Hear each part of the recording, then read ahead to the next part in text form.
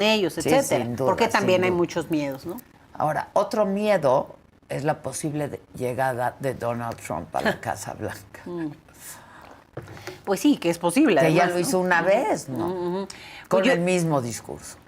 yo creo que del lado republicano cualquier opción va por el mismo estilo, ¿no? Quizá la de él más agresiva, pero pues Greg Abbott no ha sido mucho mejor, ¿no? Ha estado enviando incluso en autobuses a personas a Nueva York, a Washington, etcétera.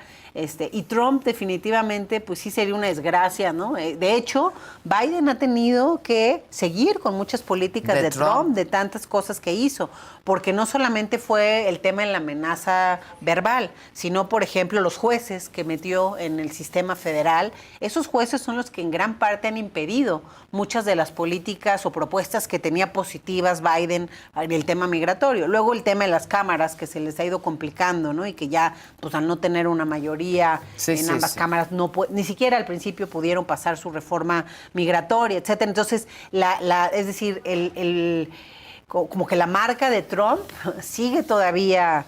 El título 42 lo implementó o lo instauró Trump, ¿no? Exacto, Biden lo siguió. El permanece en México fue lo mismo y le costó a Biden, a pesar de que era una promesa de campaña, casi 3 años terminar con esa política, a pesar de tener la voluntad y todo, porque pues Trump hizo de las suyas. Entonces, sí, claro. Yo creo que todavía vemos daños de su época y que volviera creo que podría ser fatal en este tema, ¿no? Y sobre todo para los latinos y para la gente migrante que está en Estados Unidos, que sí sufrió de más racismo durante su mandato. No, sin duda. Ahora, ayer el gobierno dijo y habló de 2.8 millones de deportaciones, de las cuales más de la mitad eran de mexicanos. ¿Qué pasa con esos mexicanos? Es que también ha cambiado. O sea, los deportan y... Yo creo que tendríamos que tener, antes había un programa que le faltaba mucho, pero que ya era un inicio, pues, que era el de Somos Mexicanos, me parece que era el nombre.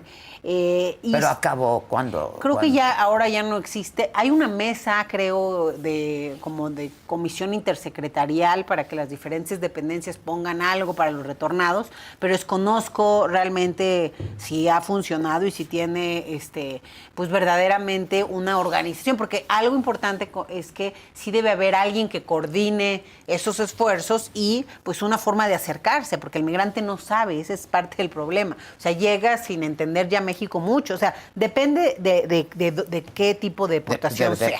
O sea, y ahí sí hay un cambio entre Trump y Biden. Mientras que Trump deportó a muchas personas que ya tenían mucho tiempo en Estados Unidos y eso hace muy complejo su retorno. De manera indocumentada. De manera indocumentada, pero ya estaban ahí. Ajá, y tenían una familia. Es más, gente que ya no tenía familia en México. Ya no saben a dónde regresar. Ya no saben dónde regresar. La depresión les entra pues más fuerte, obviamente. El tema de la red de apoyo es uno de los temas más importantes, ¿no? De las situaciones más importantes para el que regresa, si todavía tiene familia o no, si habla o no el idioma, en fin, o habla ambos idiomas, y eso puede ayudar en su inserción laboral, si la persona también cometió o no algún delito, en fin, hay diferentes puntos que analizar para ese retorno, pero incluso nosotros, yo escribí un libro que se llama Retorno de los Mexicanos y justo clasificaba en perfiles. O sea, no puedes hacer un camino para cada persona porque es muy difícil, pero sí puedes tener al menos 3 perfiles. Nosotros hablamos de 3 perfiles. ¿Qué son? El que estuvo poco tiempo y lo retornaron, que es diferente, el que ya llevaba más tiempo, tenía más años, tenía su familia está allá, y el que sí de plano ya no tiene nada en México, ¿no? O sea, y también en esos perfiles distinguíamos entre los más jóvenes, los más viejos, todo eso importa para darle un modelo de reinserción a las personas. Y algo importante es que el cambio con Biden ha deportado más a los que intentan ingresar, más que los que ya tenían mucho tiempo allá. Pero hay otro cambio. México se hablaba que ya éramos un país ya no pintábamos, digamos, en la migración hacia Estados Unidos de forma importante durante una década. Eran más mexicanos los que regresaban que los que se iban. Sin embargo, ahí hubo también un cambio. Desde 2020, mediados de 2020 a la fecha, otra vez aumentó muchísimo la migración mexicana y volvimos a ocupar el primer lugar de llegada a Estados Unidos. 2020 fueron, con todo y pandemia, 450,000 detenidos por los problemas problemas acá. Por la patrulla fronteriza, en 2021 650,000, 2022 850,000, siendo el primer lugar. La principal causa de los migrantes mexicanos o factor de empuje es la violencia. Es el riesgo a perder la vida, amenazas de grupos del crimen organizado. A nosotros nos ha tocado atender a familias completas de Michoacán, Tierra Caliente, tanto de Guerrero como Michoacán, de Zacatecas, que la gente huye todos, o sea, porque ya les llegó pues o el cuerpo de su familiar, ay, ¿no? qué horror. O la amenaza la extorsión. y la extorsión. Entonces sí hay situaciones complejas, pero sí creo importante mencionar que el principal motivo de salida de los mexicanos es la inseguridad. O sea, también es la falta de oportunidad. Y que ha aumentado en los últimos años. Sobre todo hay lugares que hay pues una total falta de Estado de Derecho. O sea, Zacatecas. La gente de Zacatecas, a mí me tocó ir a trabajar con los legisladores el tema de desplazamiento interno, porque está sucediendo todo el tiempo. Y los propios alcaldes de estos lugares donde la gente se va, daban un testimonio de miedo, la verdad. Decían, no, pues es que no, ¿yo qué puedo hacer? Los militares, hay imágenes de los militares custodiando a las personas para que puedan sacar las cosas de su casa y escaparse. O sea, esa es la situación ahí. Entonces, pues los grupos del crimen tienen mucho poder. En algunos lugares, además, son muy sanguinarios, ¿no? Y eso, pues definitivamente obliga a las personas a irse. Y con los gobiernos, yo te lo preguntaba la otra vez, ¿tienen colaboración ustedes? Este tipo de asociaciones, ¿tienen no solo comunicación, algún tipo de apoyo? Pues, ¿Para dar apoyo? Hemos tenido algún tipo de trabajo conjunto con el Instituto Nacional de Migración en algunas cosas muy específicas.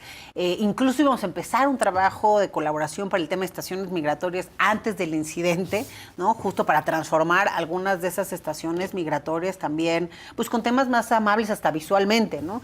Y también con algunos gobiernos locales de pronto colaboramos, como tenemos capítulos en todo el país, de pronto sí colaboramos con algunos gobiernos. Pero los en el ves norte. abiertos, hay apertura, hay voluntad. De algunos actores sí la hay, de otros pues es más difícil. En algunos temas está pues más cerrado.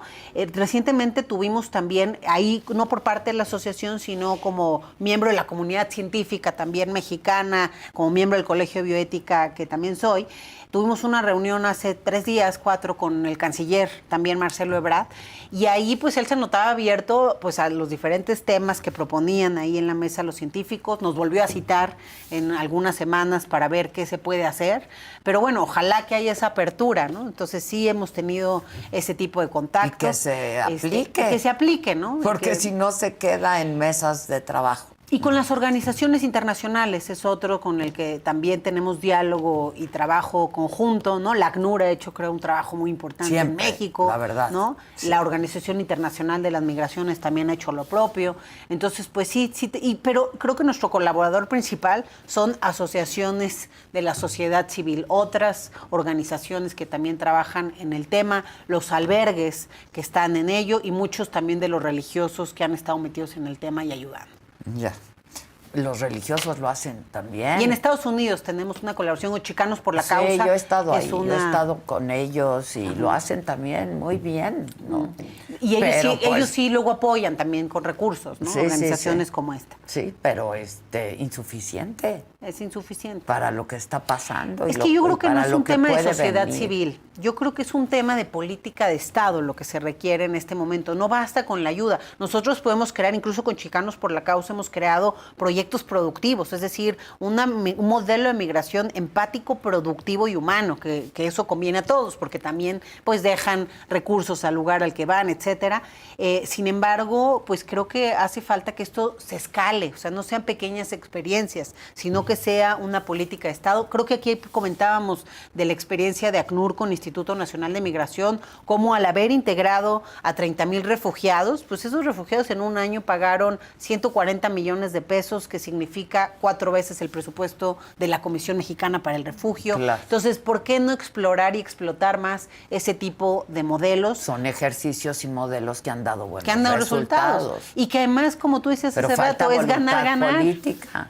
Y creo que hay demasiado miedo y falta entendimiento quizá del tema o de las personas que están migrando. No entiendo si no vemos quiénes son o qué es lo que pasa, porque en realidad, en su mayoría, son gente en edad productiva.